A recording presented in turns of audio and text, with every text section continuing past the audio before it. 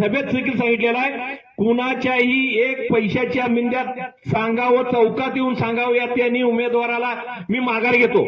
कधी मी पैशाचं आमिष कधी आज म्हणजे प्रचार दौरामध्ये सांगत असताना काही मंडळी म्हटली असतील की बाबा म्हटलं म्हण कोण तर म्हटलं ते आता मला कळलं, कारण हे पैसे वाल्यांच्याकडं काहीतरी मिळेल म्हणून गेले.